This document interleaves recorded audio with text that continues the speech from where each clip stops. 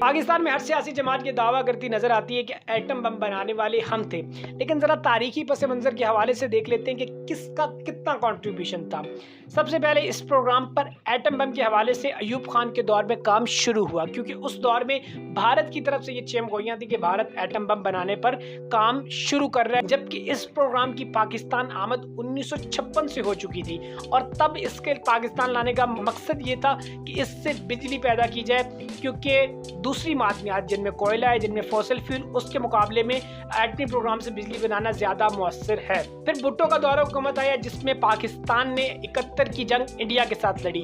उसके बाद इस पर काम ज्यादा जरूरी हो चुका था, क्योंकि भारत अपने आखिरी मराइल में दाखिल हो चुका था अपने एटम बम बनाने के हवाले से। और उस वक्त भुट्टो के ये तारीखी अल्फाज कि अगर भारत बम बनाता है तो हम भूखे सोएंगे, पत्ते खाएंगे, घास खाएंगे, लेकिन अपना एटमी बम बनाएंगे।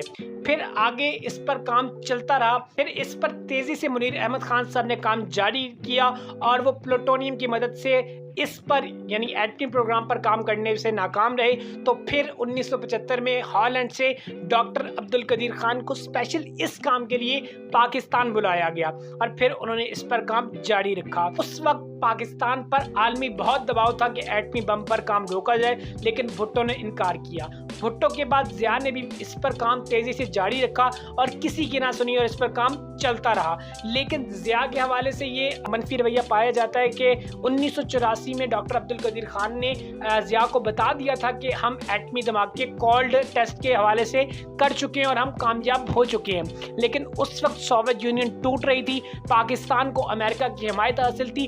उस वक्त अगर हम अनाउंस कर देते कि पाकिस्तान एटमी बम बना चुका है, उस वक्त पाकिस्तान पर कई पाबंदियां लग सकती थी। तो इसलिए ज़िया ने काम तो जारी रखा, लेकिन इसको पब्लिकली अनाउंस नहीं किया। आगे चलिए, तो ये जो काम था अनाउंसमेंट के हवाले से, ये 28 मई 1998 का यादगार दिन, जिसको यौमे तकबीर भी कहा जाता है, उस दिन आकर डॉक्टर अब्दुल कदीर खान की मदद से एटमी धमाके नवाज शरीफ के दौरे हुकूमत में किए गए, क्योंकि इंडिया भी बना चुका था और पाकिस्तान भी एटमी बम बना चुका था।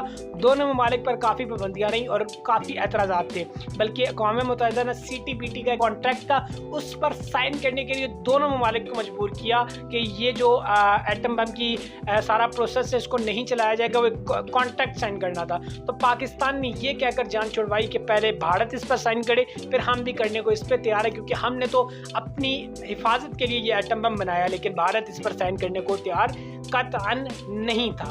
इस सारे प्रोसेस की अगर बात करें तो इसमें एक वाहिद मुमालिक जिसमें चाइना का जिक्र है, उसने काफ़ी इमदाद पाकिस्तान की इस हवाले से की। लेकिन बदकिस्मती ये कि 1980 में डॉक्टर अब्दुल कदीर खान पर ये इल्ज़ामात लगना शुरू हो गए कि उन्होंने अपने एटमी असासे दूसरे ममालिक को बेचे, इसलिए उन पर काफ़ी मुकदमात और उन पर बैन शुरू हो गए। और इन्हीं सारी तनाजुर में 2001 में आके खान लेबॉर्ट्री, जो डॉक्टर अब्दुल कदीर खान के नाम से मंसूब थी, उसको बंद कर दिया गया। तो ये सारी जो थी वो एटम बम की कहानी थी।